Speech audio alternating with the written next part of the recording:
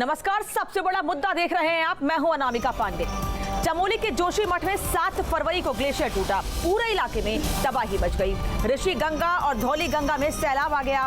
पिछले 8 दिनों से टनल और रेडी गांव में रेस्क्यू ऑपरेशन चल रहा है। एनटीपीसी के टनल में फंसी जिंदगियों को बचाने की कोशिश की जा रही है, लेकिन उम्मीद की सांसें भी टूटती जा रही हैं। आपदा में मौत का आंकड़ा 52 हो गया है, जिसमें आज रेडी गांव से 7 शव बरामद किए गए हैं। एनटीपीसी टनल से 6 शव, जबकि रुद्रप्रयाग से 1 शव बरामद हुआ है। मलबे से अब जिंदगी नहीं बल्कि सिर्फ डेड बॉडी मिल रही है। इतना ही नहीं, कहीं कहीं तो मानव अंग भी बरामद हो रहे हैं। इन सब के बीच मौसम विभाग की भविष्यवाणी ने चुनौती और बढ़ा दी है। ऐसे में ऐसा लग रहा है कि अब रेस्क्यू ऑपरेशन सर्च ऑपरेशन में बदल गया है। चमोली में आई तबाही के 8 दिन बाद भी बेशुमार चुनौतियों के बीच रेस्क्यू ऑपरेशन जारी है। मौत की सुरंग में जिंदगियों की तलाश जारी है।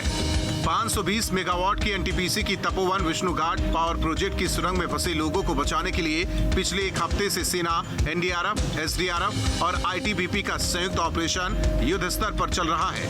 कहीं टनल से तो कहीं गांव से शव मिल रहे हैं। मलबे से मानव अंग भी मिल रहे हैं। लंग का पोर्शन भी मिला है नदी में नीचे की तरफ। और ये जो 6 बडी मिली है, जो मेन उनका प्रोजेक्ट का एंट्री पॉइंट था, बल्कि 2 बडी बिल्कुल पिलर के साथ चिपकी हुई थी और हाथ में मोबाइल भी पकड़ा हुआ था। और 4 बडी एक शेल्टर टाइप का बना हुआ है जो ध्वस्त हो चुका है, उससे मिली है। तो हमें उम्मीद है कि वहाँ पे और बारीकी से हम सर्च कर रहे हैं अभी, और भी बडी मिल सकती है। अंधेरे और गुप्त टनल में अब जिंदगी की उम्मीद धीरे धीरे खत्म होती जा रही है। जैसे जैसे तपोवन में एनटीपीसी के टनल को साफ किया जा रहा है, वैसे वैसे मौत के निशान मिल रहे हैं। सुरंग में मिले शव को पॉलिथीन में पैक कर बाहर लाया गया। गाद से भरी एनटीपीसी की सुरंग के अंदर फंसे लोगों को निकालने के लिए रेस्क्यू टीम को बहुत मशक्कत करनी पड़ रही है। एस्केप टनल से मिली हैं, इसलिए जो है ये हो सकता है ये लोगों ने बेचारे दौड़ रहे हो वापसी के, मतलब एस्केप करने के प्रयास में, और मलबे ने इनको अपने में समेट लिया हो। तो उम्मीद कमी लग रही है। मलबा आगे तक भी है, और जो नीचे टनल खोदी रात में, उसमें भी मोस्टली मलबा ही मिला है। हालांकि इन सब के बीच मौसम विभाग की भविष्यवाणी भी चिंता बढ़ा रही है। पश्चिमी विक्षोभ सक्रिय होने की वजह से प्रदेश में एक बार फिर से मौसम के बिगड़ने का अनुमान है। मौसम विभाग के मुताबिक प्रदेश के कई हिस्सों में 16 फरवरी तक बारिश और बर्फबारी के आसार हैं। मौसम कहीं ना कहीं एक बार फिर से प्रभावित करेगा रेस्क्यू कार्यों को। हालांकि एनटीपीसी की टनल में कतई नहीं होंगी, क्योंकि वहां टनल के अंदर काम चल रहा है, लेकिन टनल के बाहर के क्षेत्रों में, चाहे डैम क्षेत्र हो, ऋषि गंगा प्रोजेक्ट हो, नदियों के किनारे हो, इन सभी जगह जो रेस्क्यू कार्य हैं वो मौसम के चलते प्रभावित हो सकते हैं। एनडीआरएफ के कमांडेंट का कहना है कि अगर मौसम ज़्यादा खराब होगा तो फिर अगले दिन के लिए रेस्क्यू कार्यों को टाला भी जा सकता है। जर्नलिस्ट सोनी कुमार के साथ सुरेंद्र डसीला, न्यूज़ स्टेट तपोवन। और क्या दिक्कतें आ रही हैं और क्या कोशिशें की जाएंगी, हमारे सहयोगी क्या देख रहे हैं, सरकार की ओर से और क्या कोशिश की जा रही है, जानने के लिए हमारे साथ खास मेहमान जुड़ रहे हैं, उनसे बात करेंगे। परिचय करा दूं आपका। हमारे साथ सुरेश जोशी, प्रवक्ता भारतीय जनता पार्टी, जुड़ रहे हैं। इसके अलावा हमारे साथ सूरज अरोड़ा है, जोशीमठ से इस वक्त हमारे साथ जुड़ रहे हैं। तपोवन टनल से इस वक्त हमारे साथ सीधे सुरेंद्र डसीला है, और चमोली से हमारे साथ जुड़ रहे हैं नितिन सेमवाल। इन सभी से हम जानेंगे क्या स्थिति है और क्या कुछ देख पा रहे हैं।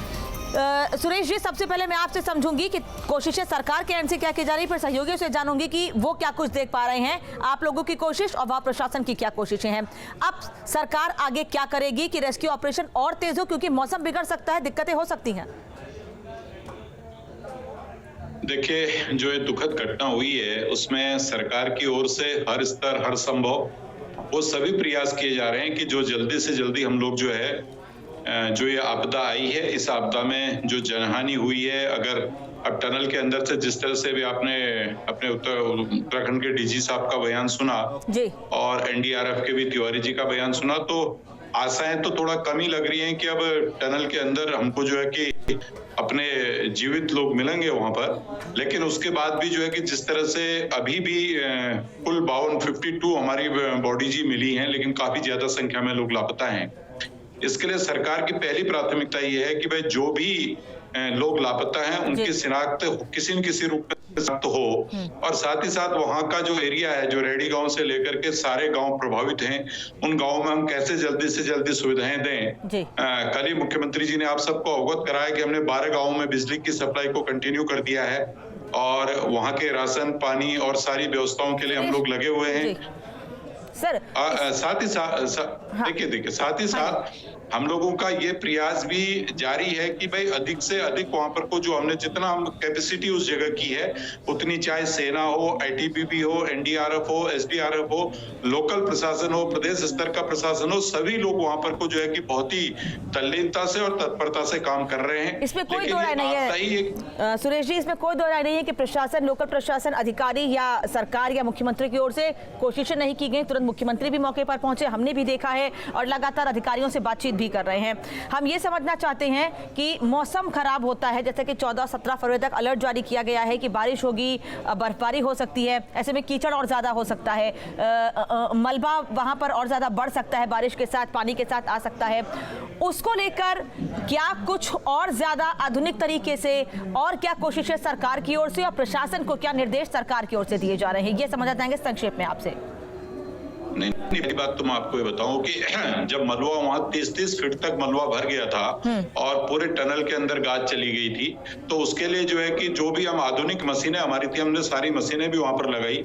एनडीआरएफ, आईटीबीपी, सेना के जवानों ने भी जो उनके पास अपने आधुनिक उपकरण थे और जिस साज सज्जा से उनको नीचे जाना चाहिए था, क्योंकि वहां पर दिक्कत क्या थी कि भाई एक तो हमको वो बॉडीज भी निकालनी थी, वहां पर लोगों को बचाव और राहत कार्य से भी वो करना था, और साथ ही साथ जो है कि जो बचाव राहत कार्य के कर्मी वहां पर काम कर रहे हैं उनको अपनी सुरक्षा भी करनी थी, क्योंकि वहां पर कोई इस तरह की आपदा है कि भाई वो भी कहीं न कहीं असुरक्षित है। और 2-3 दिन पहले जैसे विषय ये भी आ गया था कि एक झील अभी ऊपर बन गई है, तो उस झील को भी खुलवाना था। ये तमाम चुनौतियां शासन और प्रशासन के सामने थी, लेकिन इन सारी चुनौतियों का सामना हम लोगों ने किया है। अब देखिए, हम तो ऊपर वाले से, भगवान से यही प्रार्थना करेंगे कि भाई 2-3 दिन मौसम सही रहे, साथ दे। अगर बारिश और इस तरह की होती भी तो हल्की बूंदाबांदी से निपट जाए, लेकिन हम भी यही दुआ कर रहे हैं। हालांकि बहुत मुश्किल है कि अब जीवित किसी को बाहर निकाला जा सके, लेकिन चमत्कार के आगे सब नतमस्तक हैं और हम यही चाहते हैं कि कुछ लोगों को ही सही या सभी लोगों को बाहर सुरक्षित निकाला जाए, जो कि बहुत मुश्किल है। वापस लौटेंगे सुरेश जी आपके पास। सुरेंद्र रसीला का रुख कर लेते हैं, तपोवन चैनल से इस वक्त सीधे हमारे साथ जुड़ रहे हैं। सूरज भी हमारे साथ लगातार जुड़े हुए हैं। सुरेंद्र, अब जो रेस्क्यू काम है उसको अब ये कहा जा रहा है कि रेस्क्यू ऑपरेशन अब सर्च ऑपरेशन में तब्दील हो गया है, क्योंकि उम्मीद बहुत कम है कि लोग ठीक ठाक बाहर निकलेंगे। अब अगर इसे सर्च ऑपरेशन कहें तो ये सर्च ऑपरेशन कैसे आगे बढ़ रहा है, कैसे सर्च किया जा रहा है, क्योंकि दिक्कतें अभी भी कम नहीं है। वही मुश्किल है जो 7 तारीख के दिन शुरू हुई थी राहत बचाव कार्य शुरू होने के समय।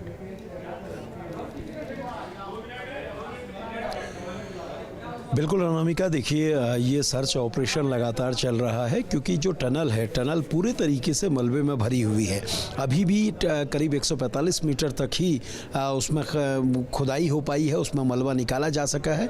6 लोगों के शव अभी तक बरामद हुए हैं। आज सुबह करीब 4:30 बजे के लगभग पहला शव बरामद हुआ था। उसके बाद हमने देखा कि जैसे जैसे घंटे बीतते रहे करीब 6 शव बरामद हुए हैं। जो एक्सपर्ट हैं उनका ये कहना है कि हो सकता है कि टनल के नीचे जिस टनल को हम दिखाते हैं उसके नीचे जो 4 मुख्य टनल हैं उनमें हो सकता है पहले पानी घुसा हो और काम करने वाले लोग एग्जिट की ओर, यानी जहां से गाड़ियां इस वक्त जा रही हैं वहां की ओर भागी होंगे और उसी के मलबे के चपेट में आकर वो लोग इस तरीके से उनकी मृत्यु हुई होगी। तो अगर ऐसा होता है तो मुझे लगता है कि शायद कल सुबह तक हमें कुछ और लोगों के शव भी मिल सकते हैं। अब ये उम्मीद तो बिल्कुल ख़त्म हो चुकी है कि अंदर ज़िंदगी होगी, क्योंकि नीचे की टनल में जब ड्रिल किया था कल तो नीचे पूरा मलबा और इसके साथ पानी भरा हुआ था और ऐसे में सरवाइव करना बहुत मुश्किल होता है। और दूसरी बड़ी बात कि हम पहले दिन से बता रहे हैं कि टनल के अंदर ग्राउंड वाटर प्रतिदिन 1.5 मीटर प्रतिदिन के हिसाब से बढ़ता रहता है। यानी 4 घंटे अगर आप मोटर पंप नहीं चलाते तो 24 घंटे लगते थे टनल के पानी को खाली करने में। पिछले 8 दिनों से पानी उसमें लगातार जमता रहा होगा, तो इसलिए उसमें सर्वाइवल के चांसेस बहुत ख़त्म हो जाते हैं। और दूसरी बात, जिस तरीके से मलबा उसमें घुसा है तो उसे देखकर ये अब बिल्कुल नहीं लगता, क्योंकि आज भी जो शव बरामद हुए हैं उनको देखकर यही लगता है कि ये लोग एग्जिट की ओर दौड़े होंगे और बड़े बड़े बोल्डर्स और मलबे की चपेट में आने से ये लोग वहीं पर मृत हो गए। अब ऐसे में ये उम्मीद है कि जब मलबा हटाया जाएगा तो कुछ और लोग मिलेंगे। दूसरी बात, 180 मीटर तक खुदाई होगी, 180 मीटर के बाद राइट में ये टनल जाती है जहां ये लोग काम कर रहे थे। तो इसलिए ये जो पूरा मलबा हटाने का काम है ये कुछ और दिन तक चल सकता है और चुनौतियां तब ज़्यादा बढ़ जाएंगी जब वो 1750 मीटर के अंतिम छोर में अगर मिलते हैं तो आप ये समझिए ये फिर 10 से 15 दिन ज़्यादा खिंच सकता है ये पूरा मामला। बिल्कुल, यानी कि सुरेंद्र, अभी तक जिन 35 से 40 लोगों के ठीक होने की, उन्हें सही सलामत बचा लिए जाने की बात कही जा रही थी, अब उनको भी बचा पाना, ठीक ठाक बाहर निकाल पाना बहुत ही ज्यादा मुश्किल है। हमारे साथ और सहयोगी भी जुड़े हुए हैं। इस बीच प्रोफेसर नरेश राणा, भूगर्भ शास्त्री हमारे साथ जुड़ गए हैं गढ़वाल यूनिवर्सिटी के। प्रोफेसर साहब, स्वागत है आपका। अब से ये समझना चाहूंगी कि अब इस आपदा के बाद दिक्कतें रेस्क्यू ऑपरेशन में, यूं कहूं कि सर्च ऑपरेशन में ज्यादा हो रही हैं तो गलत नहीं होगा। लगातार कोशिशें तो की जा रही हैं लेकिन वो कोशिशें बहुत कामयाब नहीं हो रही हैं। आपके हिसाब से अब आगे और क्या किया जाना चाहिए, क्योंकि अब वो स्टेज है कि सब यही समझ रहे हैं कि जो लोग अंदर फंसे हैं या फंसे थे, अब वो सही सलामत बाहर नहीं निकल पाएंगे, ये सब मान चुके हैं। मैडम, एक्चुअली मेरा काम इसमें बेसिकली साइंस का पार्ट था कि ये प्रोसेस क्या है, ये प्रोसेस क्यों होता है और इसके क्या खतरे हैं बेसिकली। तो इस आशय से जो आपने क्वेश्चन पूछा है उससे मैं एक ही बात कह सकता हूँ कि उसमें थोड़ा इस बात का ध्यान रखा जाना चाहिए कि जो लेक बनी है उसमें एक अर्ली वार्निंग सिस्टम स्टेब्लिश किया जाए ताकि रेस्क्यू में कोई दिक्कत ना आए। कभी अगर लेक ब्रीच होती है तो उसके लिए लोग पहले से अलर्ट हो जाएं, और यही एक बात हो सकती है जो आपने सवाल पूछा है। बेसिकली मेरा काम इसमें इस पूरे प्रोसेस को समझना था कि ये सब कुछ क्यों होता है और इसका ये जैसे कि हमने कहा था कि वहाँ पर एक लेक बनी है, तो हमने इस आइडेंटिफाई किया क्योंकि हम इस बात को समझ रहे थे कि अगर इस तरीके का डेब्रिज फ्लो जनरेट होता है किसी वैली में तो इस तरीके की संभावनाएं होती हैं कि जो छोटी छोटी या ये बड़ी स्ट्रीम आती हैं वो उनको ब्लॉक करता है और उससे इस तरीके की संभावनाएं होती हैं कि आपके पास कोई लेक बन गई हो। प्रोफेसर, माफी चाहूंगी, मैं रोक रही हूं आपको। आपने इस बात का जिक्र किया कि आपका काम है साइंस के लिहाज से इसको जानना समझना। साइंस के लिहाज से भूगर्भ शास्त्री होने के नाते आपसे एक सवाल का जवाब और समझना चाहूंगी कि इन फ्यूचर भी पहाड़ पर ऐसी दिक्कतों की संभावना बनी रहती है, ऐसी परिस्थितियां हर समय बनी रहती हैं कि लोग डरे सहमे रहते हैं। प्राकृतिक चीज़ है, बहुत ज़्यादा प्रशासनिक लेवल पर, सरकारी लेवल पर बहुत कुछ नहीं किया जा सकता है, लेकिन जिस झील का खतरा या आने वाले समय में कोई खतरा ऐसा बनता है उसे टालने के लिए क्या कुछ कदम उठाए जा सकते हैं? उठाए जा सकते हैं। पहले सबसे बड़ी बात तो ये है कि जो सस्टेनेबल डेवलपमेंट का कॉन्सेप्ट है कि हम नेचर के साथ रहना सीखे, हम अपनी प्लानिंग्स में इन चीज़ों का ध्यान रखें। हम चाहे जितने भी डेवलपमेंट एक्टिविटी करें उन डेवलपमेंट एक्टिविटीज़ में हम डिजास्टर पॉइंट ऑफ व्यू से जरूर सोचें कि हमारे पास, क्योंकि जो जियोलॉजिकल एविडेंस हैं वो नदी में पड़े हुए हैं, हमें पता है कि नदी का स्तर कितने ऊपर तक उठ सकता है, क्योंकि हमारा लाइफ स्पैन बहुत छोटा होता है, 50 साल तक ज़्यादा से आदमी को याद रहता है। तो हम कई बार ऐसी घटनाओं को नज़रअंदाज करते हैं जिनकी फ्रीक्वेंसी कम होती है, जो 100 साल में एक बार होती हैं या 200 साल में एक बार होती है। लेकिन अगर आप जियोलॉजिकली स्टडी करें तो आपको नदी में एविडेंस मिलते हैं कि इस नदी का स्तर या ये नदी कहाँ तक बढ़ सकती है। तो इस तरीके के खतरे को एस्टिमेट किया जाना चाहिए, जियोलॉजिस्ट की राय लेनी चाहिए, साइंटिस्ट की राय ली जानी चाहिए किसी भी डेवलपमेंट एक्टिविटी के लिए, तो इस तरीके के खतरे को कम किया जा सकता है। ठीक है, thank you so much sir, जुड़ने के लिए, समय देने के लिए। प्रोफेसर नरेश राणा हमारे साथ जुड़ते भूगर्भ शास्त्री बता रहे हैं कि ऐसे खतरों को टाला जा सकता है, लेकिन इसके लिए बहुत ज्यादा तत्पर रहने की भी जरूरत है, समय समय पर नजर बनाए रखने या ये चेक करने की जरूरत है कहीं कोई खतरा तो नहीं बन रहा है। जोशी मठ से हमारे साथ सूरज अरोड़ा भी जुड़ रहे हैं और नितिन सेमवाल भी हमारे साथ जुड़े हुए हैं। सूरज, आपके पास भी आऊंगी। आप लोग लगातार, आप हैं, सुरेंद्र हैं, हमारे दूसरे सहयोगी नितिन, सभी लोग लगातार नजर बनाए हुए हैं, वहां पर मौजूद हैं। फ्रॉम द फर्स्ट डे आप लोग तमाम चीजों को देख रहे हैं कि किस तरीके से कदम उठाए जा रहे हैं। अब जब आज 8वां दिन है और जिंदगी मिलने की या किसी के जिंदा मिलने की उम्मीद बहुत बहुत बहुत कम हो गई है, आप लोग वहां पर क्या देख पा रहे हैं? आपके सामने जब आप लोग ऊपर जाते हैं या टनल के भीतर जाने की कोशिश करते हैं, आपके सामने क्या दिक्कतें आती हैं?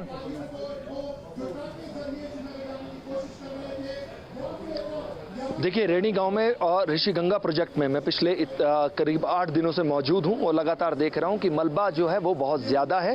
हालांकि तमाम एजेंसियां लगी हुई हैं, एनडीआरएफ की बात करें और तमाम एजेंसियों की बात करें, सब लोग लगे हुए हैं, लेकिन डिफिकल्टीज जो हैं वो बहुत ज्यादा हैं। एक्चुअल पॉइंट पर अब तमाम एजेंसियां जो पहुंची हैं, जहां खुदाई हो रही है, और आज वहां सबसे ज्यादा शव इतने दिनों के अगर कंपेरिजन करें तो आज सबसे ज्यादा वहां पे डेड बॉडीज मिली भी हैं।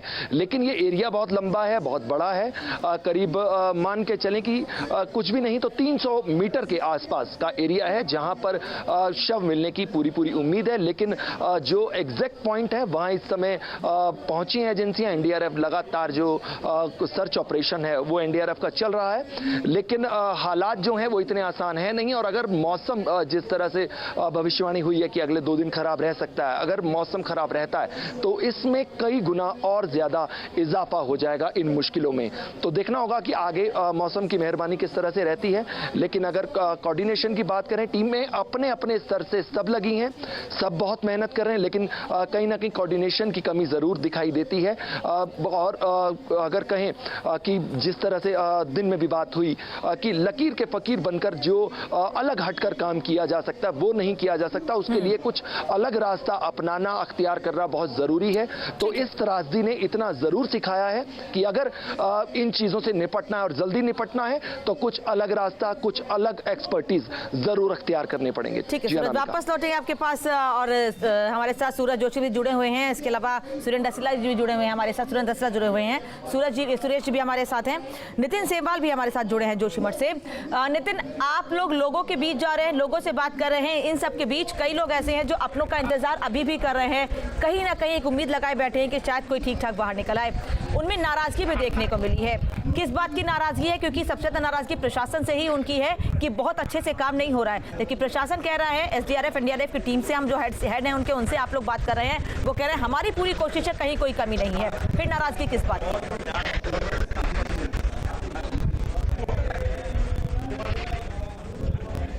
की? नितिन तक हमारी शायद आवाज नहीं पहुंच रही है, वापस एक बार उनसे फिर से हम बात करने की कोशिश करेंगे। सुरेश जोशी बीजेपी प्रवक्ता भी हमारे साथ लगातार जुड़े हैं। सुरेश जी, आपने प्रोफेसर राणा की बात को सुना, वो कह रहे हैं कि ऐसे खतरों को इसको पहले से जाना जा सकता है, उनसे बचा जा सकता है, उनको टाला जा सकता है, लेकिन इसके लिए बहुत ज्यादा तैयार रहने की जरूरत है, नजर बनाए रखने की जरूरत है उन जगहों पर जहां पर ऐसा खतरा ज्यादा है। क्या आप सरकार की तैयारी ऐसी कर रही है? देखिए, प्रोफेसर राणा जिस बात को बोल रहे थे वो वास्तव में सत्य है, लेकिन कटु सत्य है।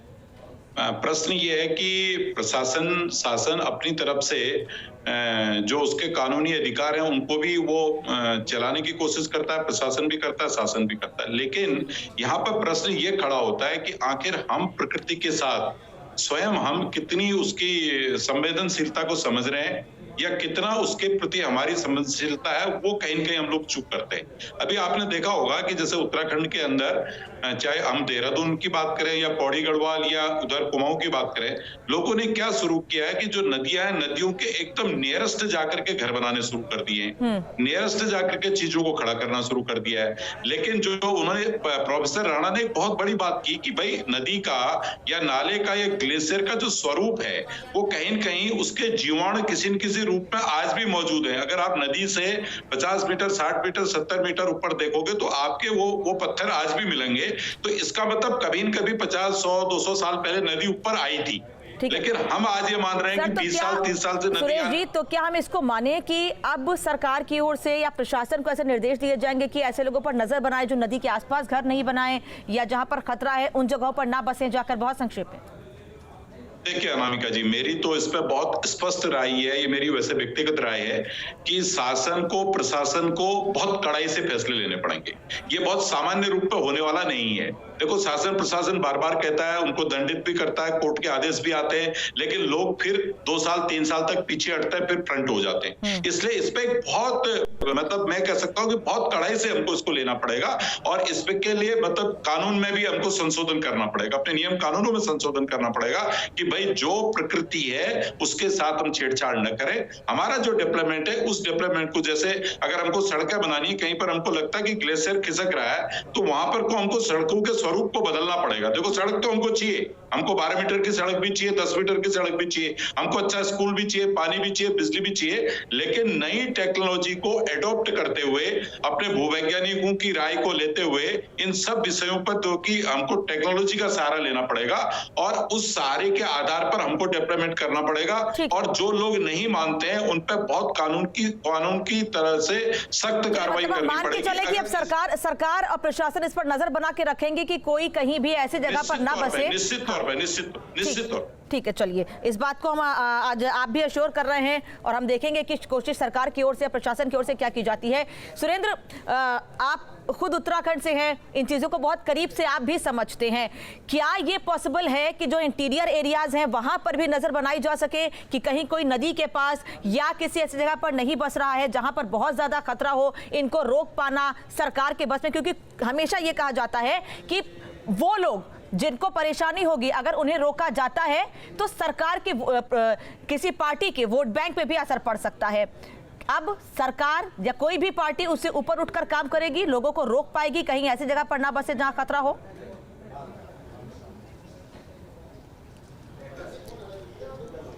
देखिए अनामिका, इस पूरे मामले को अगर देखा जाए तो इसमें नदी के किनारे रहने वाले लोगों को उतनी क्षति नहीं हुई जितनी नदी के किनारे इस तरह के प्रोजेक्ट से हुई है।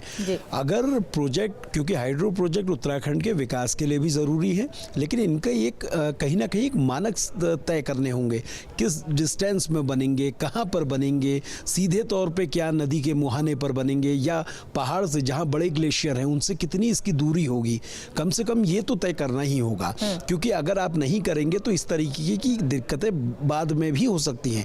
जो विशेषज्ञ हैं वो ये बताते हैं कि कई डैम ऐसे हैं जो इस तरह की परेशानियों को रोकते हैं। अगर आप ऋषिगंगा को हम देखें तो ऋषिगंगा की वजह से, प्रोजेक्ट की वजह से नुकसान हुआ है, लेकिन श्रीनगर में अगर जीवीके को देखेंगे तो जीवीके के डैम की वजह से ये पानी का फ्लो रुका है। तो ये तय करना होगा कि किस तरह के मानक होंगे, क्योंकि अगर इन प्रोजेक्ट को लेकर आप मानक नहीं बनाएंगे तो फिर किसी न किसी दिन ये इस तरह से वाटर टाइम बॉम्ब की तरह ये फटेंगे और ये नीचे वाले स्थानों पर दिक्कत होंगे। और दूसरी बात जो आपने कही कि नदियों के किनारे बसने वाली बात, देखिए ये तो एक ऐसा प्रोसेस है जिसे चाहे सत्ता पक्ष हो चाहे विपक्ष हो, कोई भी कभी नहीं फॉलो करता, क्योंकि आपने बिल्कुल सही कहा ये बड़ा वोट बैंक है। और दूसरा, जब इस तरह की प्रोसेस की जाती है, हाई कोर्ट और सुप्रीम कोर्ट की गाइडलाइन आती है तो उसके बाद उस पर अध्यादेश आ जाते हैं, उस पर नियम कानून बदल दिए जाते हैं। बिल्कुल। और आज जो लोग परेशान हैं या जो लोग नाराजगी जाहिर कर रहे हैं, उस समय जब इन्हें हटाया जाता है, इन्हें रोका जाता है, तो उस समय भी नाराज होते हैं और ये बात कहते हैं कि हमें हटाया जा रहा है, कोई नोटिस नहीं दी गई है,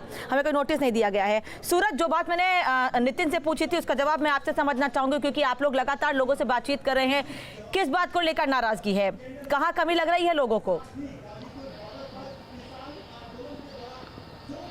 देखिए, समय जो है वो अपने आप में बड़ी चीज़ है और जितने दिन लगे हैं लोगों को, क्योंकि शुरुआती 2 से 3 दिनों तक उम्मीदें बरकरार रहती हैं कि कोई भी परिजन उनका है वो जीवित बाहर आ सकता है, लेकिन अब जैसे जैसे समय बीत रहा है वैसे वैसे लोगों के का जो धैर्य है वो भी जवाब दे रहा है। इस तरह की तस्वीरें जो है वो हमने काफ़ी स्तर पर देखी भी हैं। इनफैक्ट आज हिमाचल की बाकायदा SDM की टीम यहाँ पर मौजूद थी, केवल इसलिए कि उन ऐसे लोगों को जो हिमाचल से ताल्लुक रखते हैं, उनकी लिस्ट उनके हाथ में थी, उनको सांत्वना किसी तरह से दे सकें, यहाँ पर जो भी उन्हें परेशानी का सामना करना पड़ रहा है वो उनके साथ खड़े हो सकें।